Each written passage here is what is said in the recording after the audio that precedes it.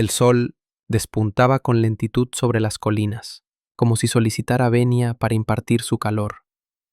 La neblina descendía apaciblemente entre los sembradíos de maíz y las aves, aún somnolientas, gorjeaban con indolencia. Todo irradiaba tranquilidad, salvo él. Don Eusebio era un hombre de campo, íntegro y diligente. Poseía una parcela bien cultivada, gallinas robustas, vacas saludables y una modesta morada de adobe que resistía los embates del viento y la lluvia. Los lugareños lo consideraban afortunado, creían que nada le faltaba, mas ignoraban la tormenta que lo asolaba por dentro. Desde hacía meses, apenas el alba insinuaba su presencia, una desazón se adhería a su espíritu cual sombra pertinaz. No era aflicción, ni inanición, ni pesar, era algo innombrable, una premonición árida, como si algo anduviera mal, sin estarlo realmente.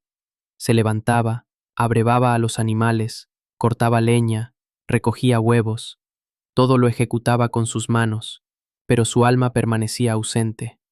Su mente divagaba, siempre en la lejanía. ¿Y si mañana todo se seca? ¿Y si me enfermo? ¿Y si me despojan de mis bienes? Y así, cavilaba sin tregua. La cerca podía estar sólida, el cielo despejado, pero su corazón palpitaba como si la tormenta ya se cerniera. Una mañana, mientras recolectaba huevos del gallinero, advirtió que su mano temblaba. No por el frío, sino por ese temblor sordo, cual volcán latente. Permaneció inmóvil un instante, observando los granos de maíz esparcidos en el suelo como si fueran augurios. Algo se agitaba en su interior, una opresión, un nudo. Intentó distraerse, reparó el portón, preparó alimento para su perro, desmalezó los surcos, pero nada mitigaba ese fuego silencioso que lo consumía por dentro. Fue a buscar a su vecino, don Mateo. Se sentaron bajo el emparrado. Siento como si algo funesto se aproximara, le confió Eusebio sin mirarlo. Mateo esbozó una risa tenue, ofreciéndole café. Ay, compadre, no se angustie tanto. Mire qué cielo tan hermoso. Pero Eusebio no deseaba café ni palabras. No sabía qué buscaba. Solo sabía que no podía continuar así. Esa noche no concilió el sueño. Cada crujido de la casa, cada soplo del viento lo hacía abrir los ojos de golpe. Su mente ya no le pertenecía. Se sentía invadido por una sombra informe, la zozobra.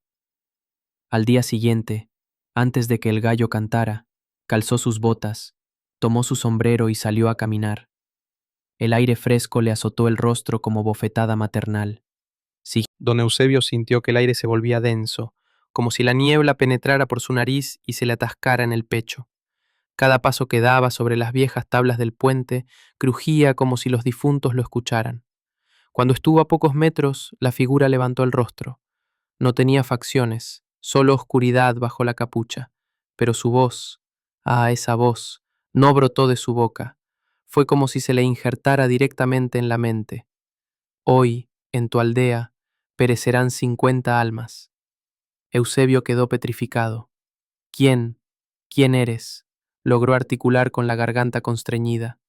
Soy la muerte.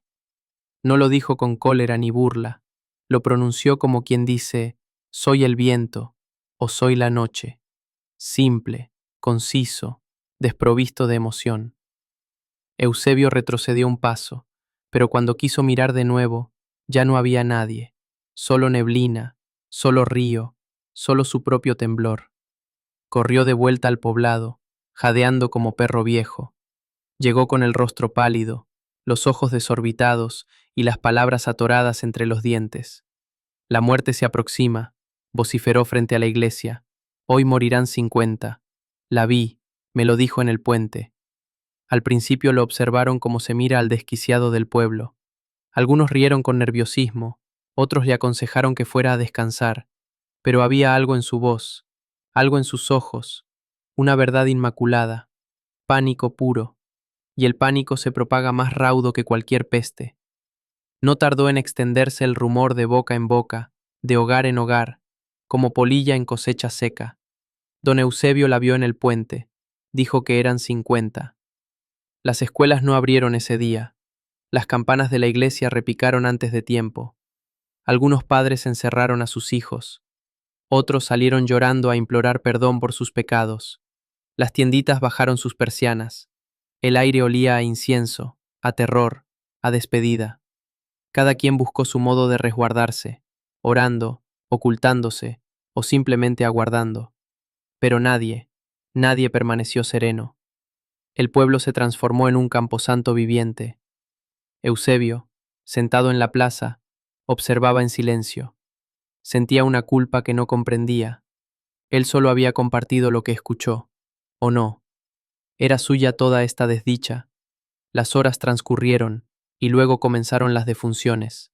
Primero fue don Cástulo, el anciano que vendía sombreros, quien falleció abrazando una fotografía antigua. Dicen que fue del susto. Después, la hija de la costurera, que se desvaneció por el pánico y jamás despertó. Luego, un mercader que, al intentar huir del pueblo con su familia, volcó su camioneta en la curva. El pueblo que un día fue bullicio, cantos y comadres en la plaza, ahora parecía un campo de batalla silencioso. Calles desiertas, ventanas selladas, aroma a cera y a muerte. Los rezos se mezclaban con sollozos detrás de las puertas. Nadie salía, nadie hablaba, solo se contabilizaban las ausencias. Don Eusebio deambulaba por esas calles como un espíritu sin cuerpo. Llevaba los ojos inflamados, los pies arrastrando polvo y un nudo tan enorme en el pecho que le dificultaba respirar. Iba llamando a las puertas, pero nadie abría, y si abrían, solo lloraban. Veía rostros en su mente, rostros de gente bondadosa, el del panadero, que siempre le obsequiaba un panecillo al niño huérfano, el de la partera, que ayudó a nacer a la mitad del pueblo, el de la niña que correteaba mariposas por la acequia. 50, le había dicho aquella figura. Entonces, ¿por qué 500? Regresó al puente, el mismo con la misma niebla, el mismo crujido de tablas viejas, pero ahora cada paso le pesaba como si cargara sobre sus hombros los féretros de todos los que partieron. Se detuvo en el centro, el mismo lugar donde la vio. Su alma ardía, no de miedo, sino de ira y dolor. «Sal», gritó con la voz quebrada. «Sal ahora mismo. Tú provocaste esto». Y como si el viento lo obedeciera, la figura reapareció entre la niebla, alta, silenciosa. «Dijiste que te llevarías a 50», escupió Eusebio con furia. «Pero han muerto 500. Eres una asesina». La figura permaneció inmóvil como una estatua. Luego respondió con esa misma voz seca, sin rencor ni dulzura. «Yo cumplí mi promesa. Me llevé a 50. «Mentira», gritó el campesino tembloroso. «Lo sé», dijo la muerte, «pero las otras 450 no fui yo». Entonces se produjo un silencio denso. Ni los pájaros cantaban, ni el viento soplaba.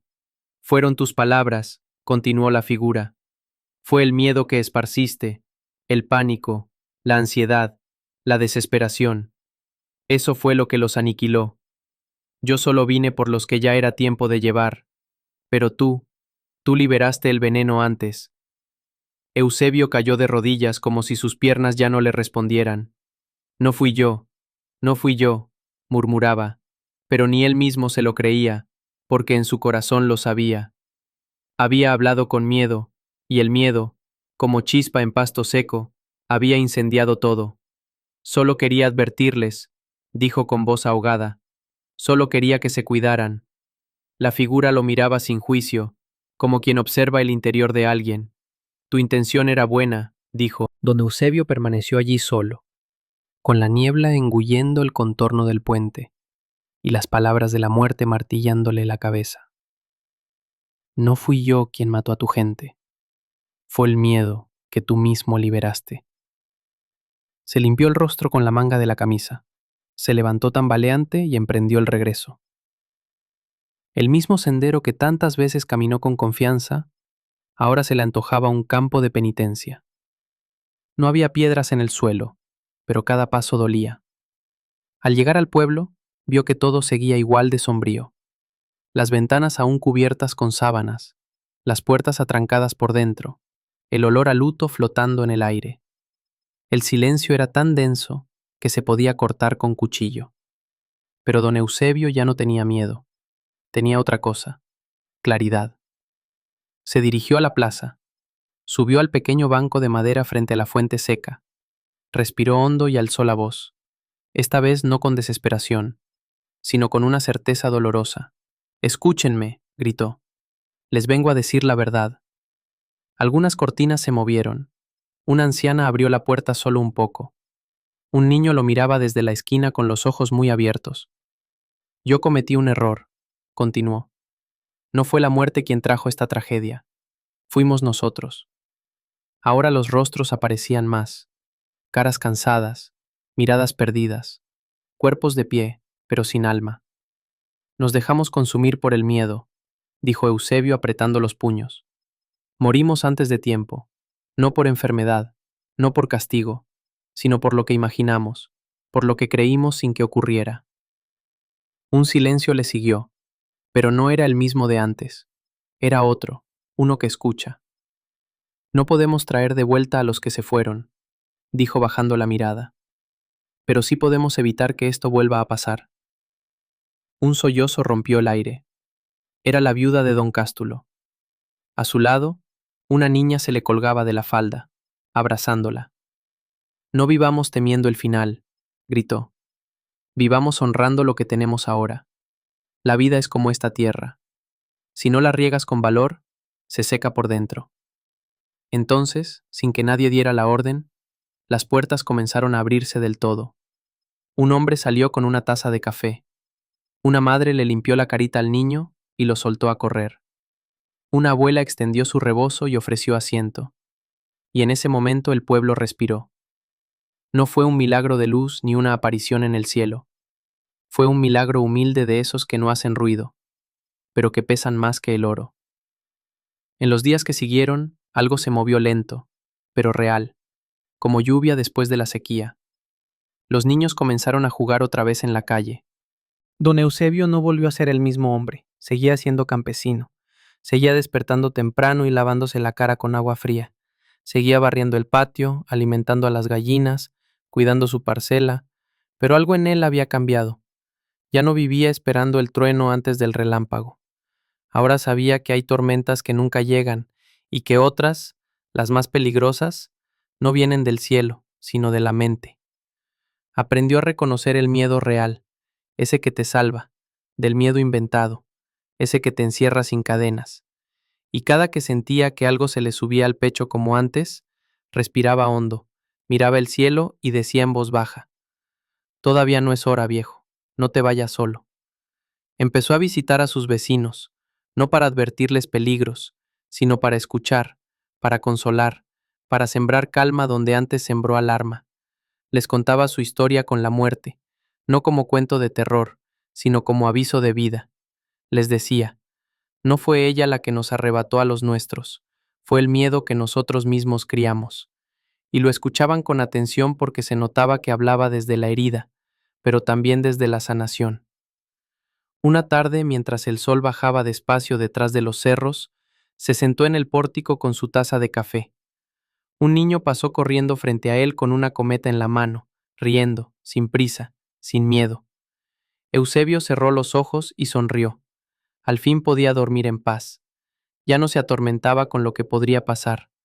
Aprendió que vivir con temor al futuro es como querer sembrar en tierra agrietada. Nada crece. La vida necesita confianza para dar fruto. En el pueblo también se sentía distinto el aire. Ya no olía solo a incienso y llanto. Ahora olía a pan recién horneado, a ropa tendida al sol, a flores abiertas, a esperanza.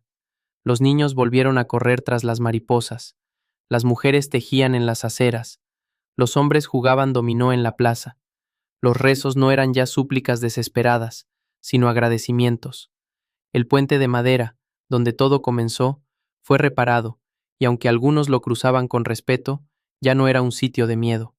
Ahora era símbolo de algo más profundo, de que a veces hay que mirar a los ojos a nuestra propia sombra para poder volver a ver la luz. Y así, sin discursos grandiosos ni milagros ruidosos, el pueblo sanó, no porque olvidaran, sino porque entendieron, porque aprendieron que la preocupación no evita la muerte, solo impide que la vida suceda, que pensar demasiado no protege, solo paraliza, y que el miedo no es malo, salvo cuando se le permite gobernar.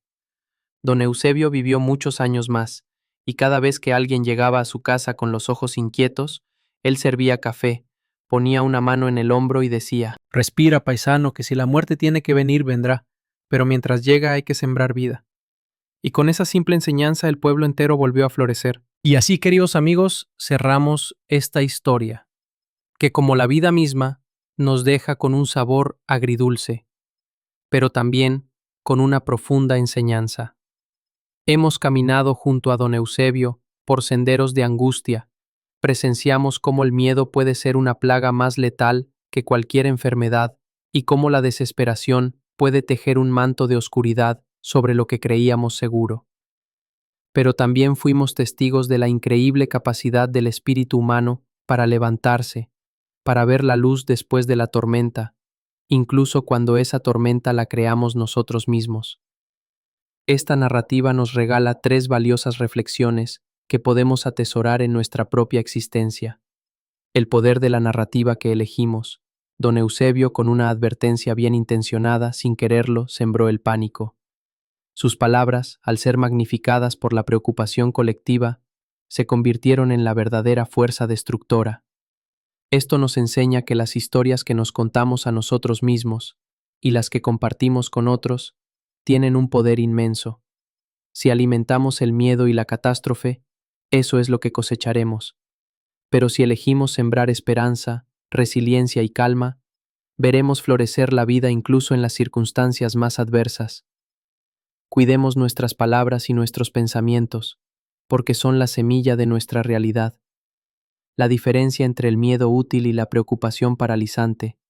El miedo es una emoción natural y necesaria, nos alerta de peligros reales y nos impulsa a protegernos.